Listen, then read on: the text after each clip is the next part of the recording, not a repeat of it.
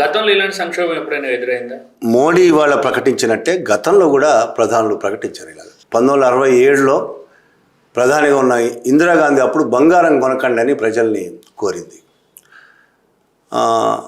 లాల్ బహదూర్ శాస్త్రి కూడా ఒకసారి ప్రజల్ని త్యాగాలు చేయమని ప్రకటించాడు. ఇలా జరుగుతాయి సహజంగా. దేశం సంక్షోభంలో ఉన్నప్పుడు, ముఖ్యంగా మన దేశం యుద్ధాలు ఎదుర్కొన్న తర్వాత వచ్చిన సంక్షోభాల కారణంగా లాల్ బహదూర్ శాస్త్రి కానీ ఇందిరాగాంధీ కానీ కోరికలు కోరాడు.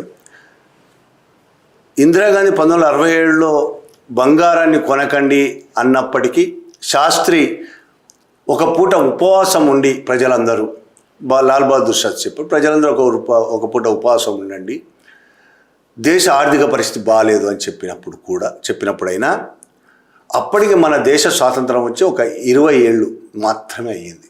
ఒక 20 కన్నా తక్కువే.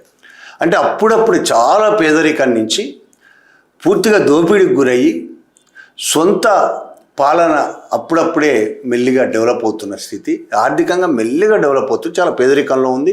చాలా వెనుకబడ్డ దేశం అప్పటికి, ఇప్పటితో పోల్చుకుంటే చాలా దారుణమైన పరిస్థితిలో ఉంది. ఆ పరిస్థితిలో యుద్ధం వచ్చి అప్పటికే ఆర్థిక సంక్షోభం ఉన్న దేశాన్ని మరింత ఆర్థిక సంక్షోభం కూరుకపోవడంతో ఇందిరాగాంధీ అంటే బంగారం కొనడం వల్ల విదేశీ మారక ద్రవ్యం మొత్తం పోతుంది. మనం బంగారం దాదాపు మెజారిటీ 99% బంగారం మనం బయట నుంచే కొనాలంటే డాలర్లు ఉపయోగించాలి. అంటే విదేశీ మారక ద్రవ్యం పూర్తిగా బంగారం మీదనే పోతుంది. కాబట్టి విదేశీ మారక ద్రవ్యం కాపాడుకోవాలంటే, రూపాయి బలంగా నిలబెట్టాలంటే బంగారం కొనకండి అని చెప్తూ ఆమె తన దగ్గరున్న ఇంట్లో ఉన్న తన దగ్గరున్న మొత్తం బంగారాన్ని దేశం కోసం డొనేట్ చేసింది.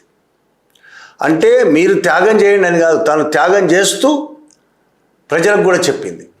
అంటే ఇందిరాగాంధీ చాలా గొప్ప త్యాగమయ్యని నేను మాట్లాడలేదు. ఇందిరాగాంధీ చేసిన, ఆమె పరిపాలన కాలంలో చేసిన చాలా దుర్మార్గాలు ఉన్నాయి, పొరపాట్లు ఉన్నాయి, చాలా ఉన్నాయి. కానీ ఆ క్షణంలో ఆమె చేసిన దాని గురించి చెప్తున్నా.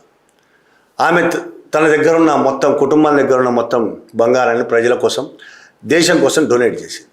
అదే లాల్ బహదూర్ శాస్త్రి కూడా ఒక పూట ఉపవాసం చేయండి అని ప్రజలకు పిలుపునిచ్చినప్పుడు స్వయంగా ఆయన కుటుంబం ఒక పూట ఉపవాసం స్టార్ట్ చేసిన తర్వాతనే ప్రజలకు పిలుపునిచ్చాడు. ఆయన ముందు ఒక పూట ఉపవాసం చేయడం మొదలుపెట్టాడు. కానీ ఇప్పుడు జరిగింది పూర్తిగా వేరు. మోడీ ప్రజలను త్యాగాలు చేయమని అడిగాడు.